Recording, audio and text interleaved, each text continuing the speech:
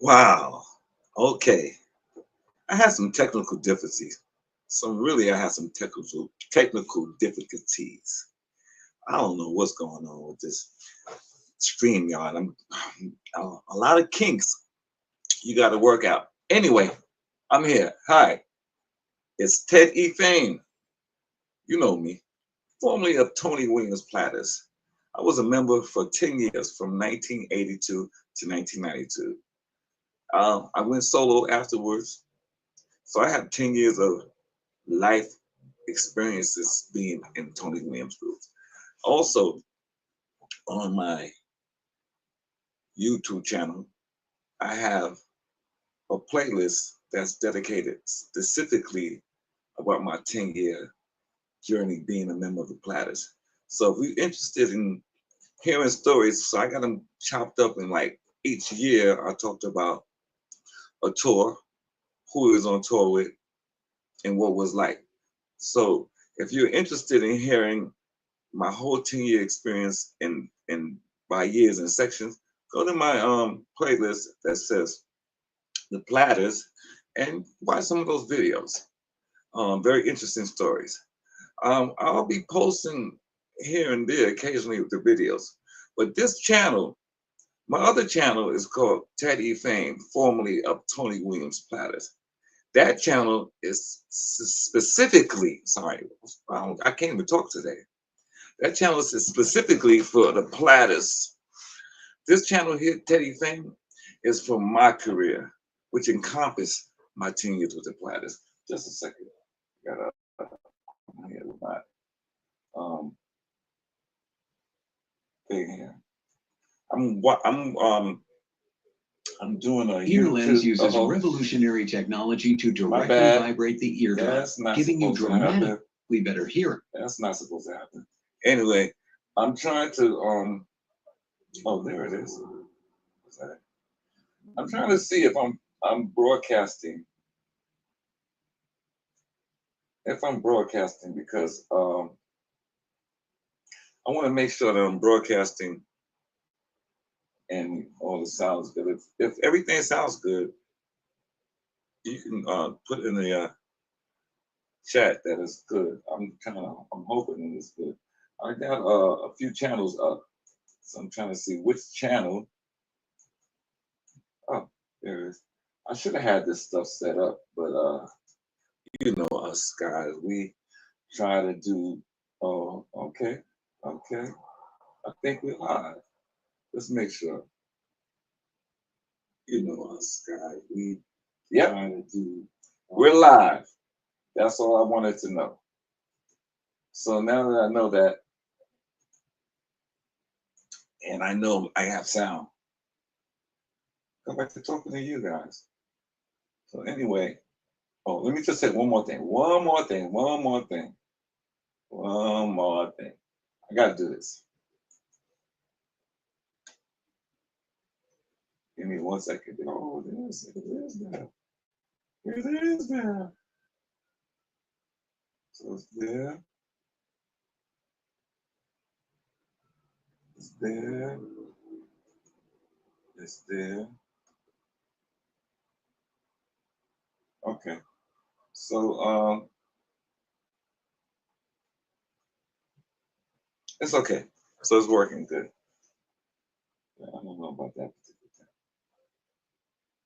Okay, we're back. I'm sorry. Just had to do that. Anyway, so this channel here, I'm just going to talk about my 40 plus years in the entertainment business. And in like the stuff that I'm currently doing now, like I said, if you want to hear about all that Platter stuff, you can either go to my, let me see, do I have a comment here? You can either, uh, you can either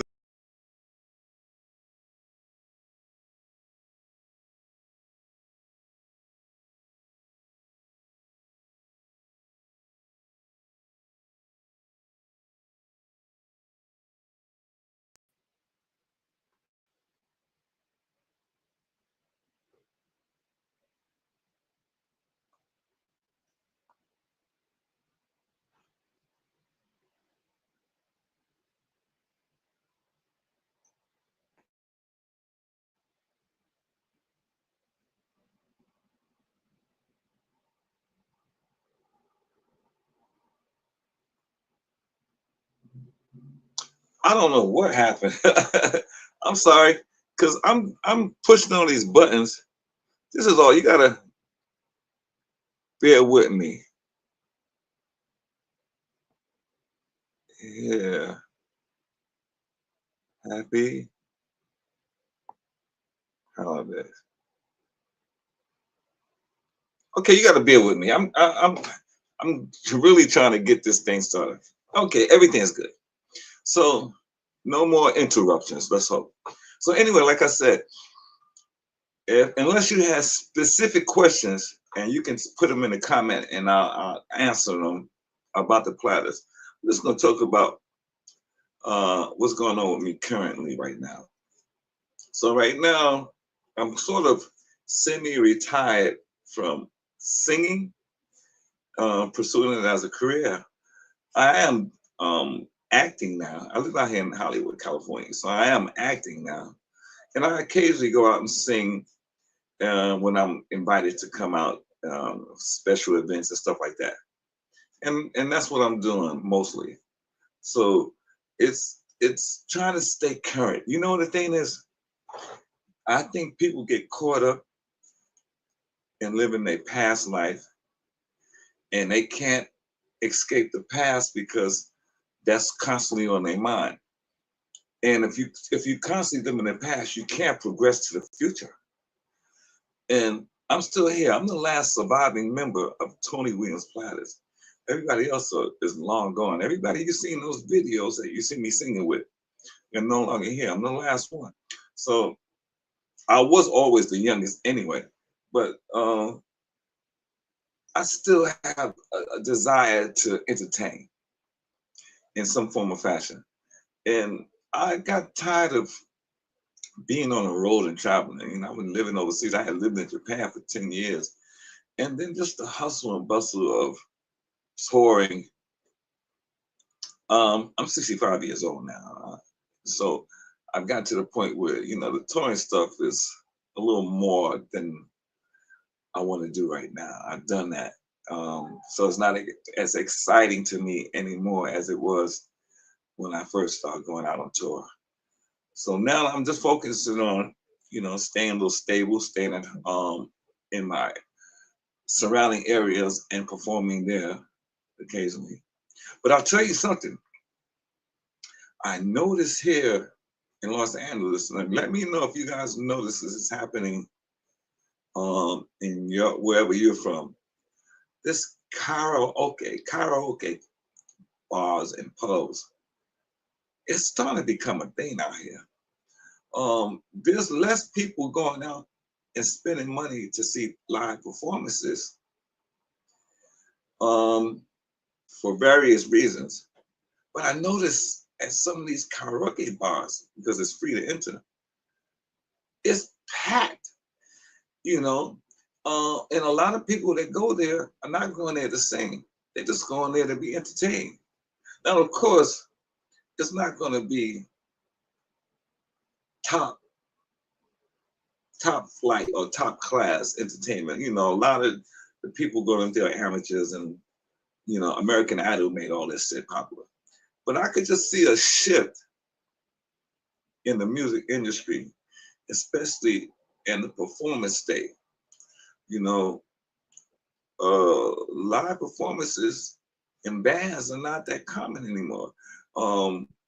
It's either singing with tracks, you know, or doing different styles of music that's not so popular, but they still have venues for them, like blues. There's still a couple of venues for blues bars, but you know, it's a particular audience that goes to see those shows, so it's not really packed out all the time. And jazz, and you know, that's also the people who have a particular taste for that type of music. But for like rock and roll, I'm not rock and roll, but for like oldies, doo-wop and stuff like that, no. I don't know any places that you can find it unless you're going to see one of these tribute groups. Now that's the thing, tribute groups. There's even a tribute platters because no more original members are performing or even alive in the Platters. So now you have all these tribute Platters. And that seemed to be a thing now. As a matter of fact, here's a funny story. I have a friend that's a member of a Prince tribute band called Purple Experience. And they played here last weekend in Long Beach at the Carpenter Center. And I was invited to come down to see the show. The place was packed. And this guy, what was his name? His name slips me at the moment. The Prince impersonator, but he was damn good. I mean, he looked like Prince. He actually could sing, and he actually can play the instruments. So this was the closest to the real Prince I think a lot of people would get to see. And it was funny because he called me up on stage. I wasn't expecting it. I was in the audience, enjoying the show like everybody else. And so he goes, well, we got a former member of the Platters out there in the audience, and I would like to call him up. And they fucking called me up. And had me sing a verse to the song Raspberry Beret. And the crowd went crazy. They was loving it. And it was fun. But it gave me ideas. I don't want to do a tribute. If I would go out as a Platters, it'd be a tribute because I'm not an original member and there's no original members left. And I don't want to get stuck just doing Platters music anymore. So I'm not into these tribute groups that are out right now. That's not really me. I love singing a variety of music. I'm really from the soul and R&B genre. That's really my thing. And I love all that music from the 60s, the 70s, the 80s, and 90s. And I even like some of the current R&B stuff. And I like doing that music, but there's no venues for that. There's no places, that's regular for that. But here's the thing. Remember I talked about those karaoke bars. The beauty about the karaoke bars is that they have a large variety of music. The library has thousands of songs, thousands. So you can sing basically any song you want. They got it. So you don't get stuck just singing the songs that the band knows. Any given night, you can sing any song you want. Whereas with a band, you can't do that. You can only sing the songs that the band knows. But the drawback to that is it's a karaoke bar. So you have to sign up and then wait your turn. And depending on how busy the bar is, it might be an hour plus before you go up to sing another song. And then you have to sit there and watch all these amateurs, let's be nice, all these amateurs sing. And here's the funny thing I noticed too. I was just at a karaoke bar the other day. The audience, the people that frequent these bars, they know talent when they see it. And they react differently. I mean, you have people go up there who are god awful. And the audience would not even pay attention to them. But after they finish singing, they would clap for them. But there's nobody paying attention. And then when somebody who can actually sing it up, you can see how the audience is paying attention. I mean, it was funny. And it took me by surprise because I got up and I sung a song by this group called Silk Sonic. And the song was called Leave the Door Open. And I kid you not, as soon as the song came on and I started seeing people start pulling off their phones was freaking videotaping me singing a song. I am good doing what I do. And that's like a rewarding feeling, you know, to see that people respect talent. Now, you don't get paid for nothing like that. But like I said, I'm retired from working as a full-time singer. And if I get any work as a singer, it'll be a special guest if somebody invite me to come up and sing. But going to these karaoke bars, I can do what I want. I can sing any song I feel like singing at the moment.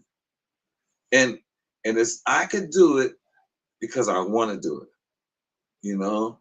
And it's nice to have an audience watching you perform, doing what you do. I mean, I've been in show business for so many years. It's not, although I'm retired, it's not like I can't sing anymore. It's like I forgot how to sing. I still know how to sing. So I see a future, and I'm hoping that I get on it before somebody else, or maybe even opening my own karaoke bar, but put a twist to it. I would invite a lot of really good singers to come down, and I would offer them like free drinks or something like that, right, and free food. And then I would sprinkle them in between somebody who are not doesn't sing good, so they don't bore the audience, and the audience will still be entertained, and they can still get up and sing. So, because the karaoke bars is basically for anybody to get up and sing, and you know, a lot of the people that's coming in freaking those bars, they want to sing, and so to keep them coming back, you will still allow some of those to come up and sing, but you will spread it out between those people who are amateurs and people who could really sing good. So that would keep people entertained. And I think karaoke bars need to pick up on that, because I could see it working in that fashion, but I can also see how these bars who are not, these bar owners or these club owners who are not artists or entertainers themselves, don't care about the artistry. They care about the bottom line, which is how much money they're making at the bars. So they don't give a damn if all night amateurs come up there and sing, as long as they come in buying drinks. I can see that. But at the same time, you want to build up sort of like a reputation of, this is a place where you can go up and sing and you can hear great singers. You know, I think that's going to be the future for what used to be called open mics. Because when I started in the business, before I even joined the Platters, I used to sing back in the day at places called open mics. Now, back in the day when I sung at these open mics, it was like a keyboard player only. There wasn't no tracks back then. It was a keyboard player, and you would have to have the sheet music. So that means you would have to go to the music store and buy the sheet music for the particular song you want to sing, unless the piano player knows the song. That was open mics back when I came along. Those places don't exist no more because of these karaoke bars and the tracks, and people can actually sing along with the actual track with the background vocals and everything and sound like a full band, as opposed to just playing with a piano player. So that was open mics. And I don't see open mics anymore. I don't see that happening anymore with bands. And I think I probably went to maybe one or two a few years ago here in Los Angeles. And they're particular about who they bring up and sing, because just like I said, they want to keep the audience interested. So I noticed that they were always sprinkling some of their good singers. So those open mics are not so popular before, because of one of the problems with the open mics is that if the band don't know the particular song you like, they can't play it.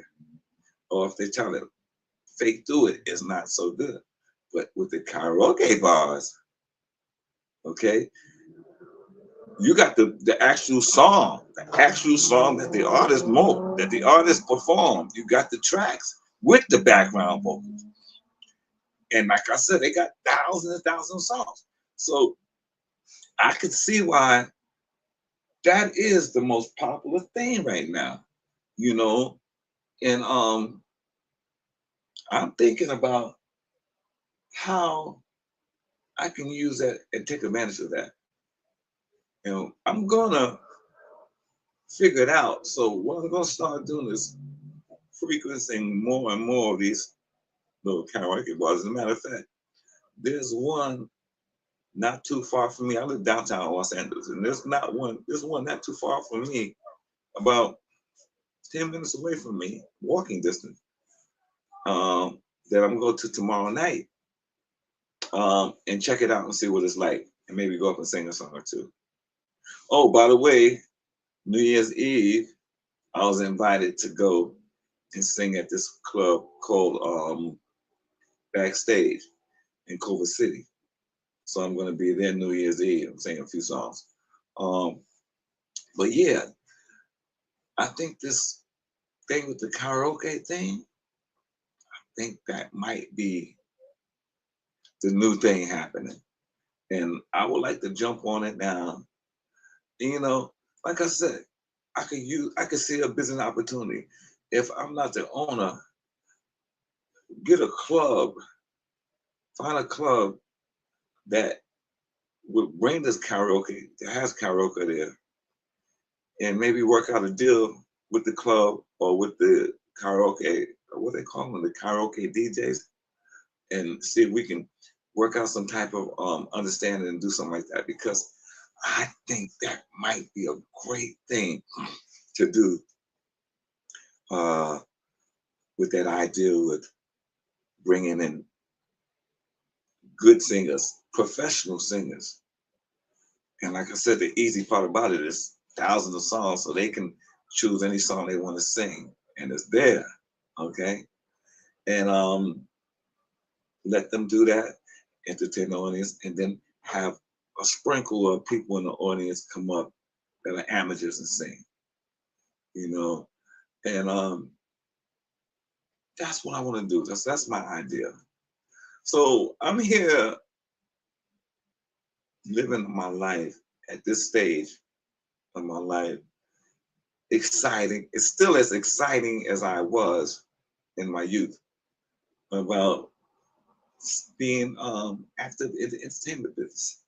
Like I said, my what I do most of the time is acting. I do a lot of background work, and I'm starting to get some commercial work. I have a commercial agent. I'm in the Actors Union now. Finally got that, and so I'm making a little good money, pretty good living doing that.